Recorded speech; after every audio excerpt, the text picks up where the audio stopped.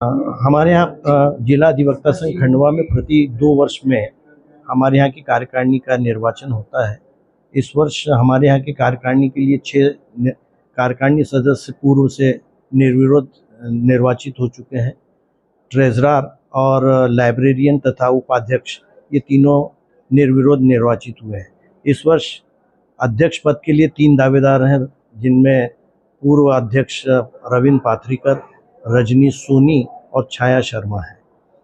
Secretary के लिए अभिषेक सोहनी, अजय मालविया, मनोज तंवर और नमित नीरज है, जिसमें से और सह सचिव के लिए 2 पद हैं, गुप्तेश्वर सोनी है और एक और अब्दुल तस्लीम। इस तरह से 3 पद के लिए इस बार हमारे यहाँ चुनाव चल रहा है। उसकी तैयारी के लिए हमारे यहाँ के सीनियर महेश भाई गुप्ता, लखन भाई मंडलोई, राजू शर्मा साहब, आर.डी. गुप्ता साहब इनका सहयोग लिया है, क्योंकि हमारे यहाँ पर मतपत्र में हम हमारे चुनाव अधिकारी के साथ साथ हमारे सीनियर्स जो हैं वो उस मतपत्र पर अपनी इनिशियल डालकर इस बात के लिए आश्वस्त करते हैं कि मतदान जो है वो निर्विरोध, निष्पक्ष और पारदर्शिता को धारण किया रहता है। हमारे कार्यकारिणी के और जो भी लगभग 513 मतदाता जो हैं वो अपने मत का प्रयोग करेंगे। सुबह 7:30 बजे से हम लोग मतदान शुरू करके रात्रि के 4:30-5 बजे तक ये मतदान की प्रक्रिया चलेगी। उसके बाद आधे घंटे का रेस्ट लेकर फिर हम लोग अपने मतगणना का कार्य करेंगे और शाम देर रात तक हमारी मतगणना पूरी होकर निर्वाचन का अंतिम निर्णय पारित किया जाएगा। हमारे जिला न्यायाधीश महोदय, माननीय कलेक्टर महोदय और सभी प्रशासनिक पुलिस अधीक्षक महोदय, सबको हमने अपनी चुनाव की सूचना दी है और उन सब ने हमको हमारे इस कार्यक्रम को सफल बनाने में हमको पूर्ण सहयोग देने का आश्वासन दिया है और हर साल देते रहे हैं। मैं उनका भी बहुत आभारी हूं कि उन्होंने हमारे इस निर्वाचन कार्यक्रम में हमको इस पूरे महत्वपूर्ण कार्य को पूर्ण करने के लिए हमारे साथ सहयोग करने का आश्वासन दिया है। खंडवा अधिवक्ता संघ के चुनाव होने जा रहे हैं और बीते 2 कार्यकाल से आप अध्यक्ष हैं। आगामी चुनाव में भी आप अध्यक्ष के लिए खड़े हुए हैं। आपकी क्या प्राथमिकताएं हैं जो अभी तक आप पूरी नहीं कर पाए हैं और अब की बार चुनाव जीत के उसको मूर्त रूप देंगे? देखिए, मुझे 2 साल 4 वर्ष का जो कार्यकाल मिला था, जो दायित्व दिया था संघ ने, मैं निश्चित रूप से उसमें सफल रहा हूं। लेकिन कुछ सेवाएं और करना है, जैसे टेबल और अधिवक्ताओं की बैठक व्यवस्था के संबंध में मैंने अपना घोषणा पत्र तैयार किया है और अभी हमको मध्य प्रदेश शासन सांसद महोदय निधि से महिला कक्ष के लिए 10 लाख रुपए सैंक्शन हुए हैं, जो उसका कार्य अभी 1 अप्रैल के बाद से शुरू हो जाएगा, जिससे महिलाओं की एक प्राइवेसी जो है वो व्यवस्थित हो जाएगी। और आगामी दायित्व तो मुझे फिर मिलने वाला है, ऐसा संघ का मुझे आश्वासन दिया गया है और निश्चित तौर से मैं भारी मतों से विजय होऊंगा। कल वोटिंग है, आज आखिरी दिन है जनसंपर्क का और समर्थन जुटाने का। आप अधिवक्ता मित्रों के बीच जा रहे हैं, तो किस तरह का आपको समर्थन मिल रहा है, किस तरह का आश्वासन दिया जा रहा है? मुझे सभी लोगों ने मेरे 4 साल के कार्यकाल को देखते हुए सभी का मेरे साथ समर्थन है और आश्वासन दिया है कि निश्चित रूप से फिर से वो मुझे दायित्व देना चाहते हैं। यदि खंडवा में बार एसोसिएशन के चुनाव होने जा रहे हैं और जैसा कहा जा रहा है कि खंडवा बार एसोसिएशन के इतिहास में पहली बार अध्यक्ष पद के लिए कोई महिला अधिवक्ता मैदान में है, क्या कहेंगे आप? जी बिल्कुल, ये सही बात है। खंडवा अधिवक्ता संघ को 100 वर्ष पूर्ण हो चुके हैं और इन 100 वर्षों में अभी तक के कोई भी महिला प्रत्याशी के रूप में अध्यक्ष पद के लिए खड़ी नहीं हुई है। पहली बार ही मैंने अध्यक्ष पद के लिए अपना नामांकन भरा है और कल दिनांक 30/3/2025 को चुनाव संपन्न होने जा रहा है और मुझे पूरी उम्मीद है कि मेरे अधिवक्ता संघ महिला सशक्तिकरण को मान्यता देते हुए मुझे विजयी घोषित करेंगे।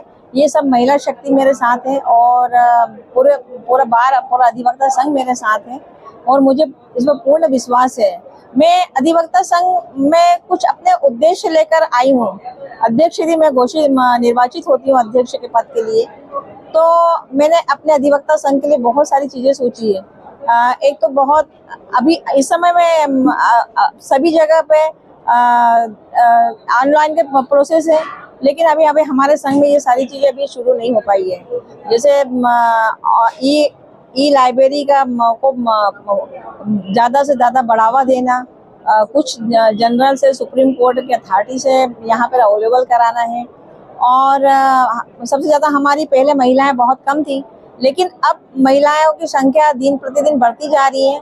80-90 महिलाएं प्रतिदिन यहाँ पर प्रैक्टिस कर रही हैं। ऐसी कंडीशन में महिलाओं के लिए एक सुचारू बैठक व्यवस्था बनाना, और भी यहाँ पर जो अव्यवस्था है कि हमारे बैठने की कोई व्यवस्था नहीं है, इसको भी सुचारू रूप से हमें बनाकर व्यवस्थित ढंग से एक हमारे जो एक अधिवक्ता, एक जो गरिमा होनी चाहिए हमारे अधिवक्ता संघ की, उस गरिमा को बढ़ाने के लिए मेरे पूरे प्रयास रहेंगे। इसी सब अपने उद्देश्यों को लेकर मैं अधिवक्ता संघ में ये अध्यक्ष पद के लिए मैं अपने प्रत्याशी के रूप में मैं खड़ी हुई हूँ, और मैं अपना अध्यक्ष पद पे, और मुझे पूरी उम्मीद है कि मैं अवश्य मैं विजयी होंगी। मेरा आपसे सवाल है जी, अधिवक्ता संघ के अध्यक्ष का कार्यकाल कितने साल का होता है? ये 2 वर्ष का कार्यकाल रहता है इसका। जी, तो जैसे आपके जो भी प्राथमिकताएं अधिवक्ता हितों में है, जी। तो ऐसे कुछ महत्वपूर्ण काम बता दीजिए जो काफी कम अवधि में आप इसको पूर्ण करने का संकल्प रखते हैं। देखिए, मेरी प्रायोरिटी सबसे पहले ये रहेगी कि एक तो अधिवक्ताओं का हथियार उसकी किताबें होती हैं, तो उसे मैं सबसे पहले प्रायोरिटी पे अपने लाइब्रेरी को मैं व्यवस्थित ढंग से सुनियोजित करूंगी। और उसके बाद हमारी एक लिविंग स्टैंडर्ड जो एक अधिवक्ताओं को होना चाहिए, क्योंकि बैठने के लिए हमारे पास पर्याप्त सुचारू व्यवस्थाएं नहीं है। उसके लिए मैं पूरा प्रयास करूंगी कि ये व्यवस्था हमारी सुचारू रूप से हो जाए। और महिलाओं के कक्ष के लिए सबसे ज्यादा महिलाएं की बहुत परेशानियां होती है, उनके कक्ष के लिए मैं पूरा प्रयास करूंगी। और सबसे ज्यादा और इसमें इम्पोर्टेंट चीज है कि हम लोग अपना कार्य करते हुए अपने स्वास्थ्य पर बिल्कुल ध्यान नहीं दे पाते हैं। तो इसके लिए मैंने अपने घोषणा पत्र में ये चीज लिखी है कि इनका हर 6 माह में हम डॉक्टरों को बुलाकर हमारे अधिवक्ताओं का स्वास्थ्य का परीक्षण कराएंगे, और एक सामूहिक बीमा भी कराएंगे, जिससे कि जैसे हमारे किसी अधिवक्ता भाई की कोई दुर्घटना हो जाती है, तो हमारे पास में, हमारे संघ के पास में उनको एक राशि मिलना चाहिए, वो नहीं मिल पाती है, तो हम वो राशि के लिए हम एक सामूहिक बीमा भी कराएंगे। जिससे तो मेरे 2 साल में, वैसे तो मेरे बहुत सारे टारगेट है 2 साल में पूरे करने के। मेरा आपसे आखिरी सवाल है जी, आज चुनाव प्रचार का आखिरी दिन है जी, आप जनसंपर्क कर रही हैं, जी, अधिवक्ता साथियों के पास समर्थन जुटाने के लिए जा रही हैं, जी। किस तरह का आपको समर्थन और आश्वासन मिल रहा है? देखिए, मुझे तो पूरा विश्वास है कि मुझे 100% समर्थन मिल रहा है। उसके बाद में मैं और अपने भाइयों को अपना विश्वास दिला रही हूँ कि मैं अधिक से अधिक उनकी सेवा के लिए तत्पर रहूंगी, और वो मुझे अधिक से अधिक अपने मतों से मुझे विजयी बनाए। धन्यवाद।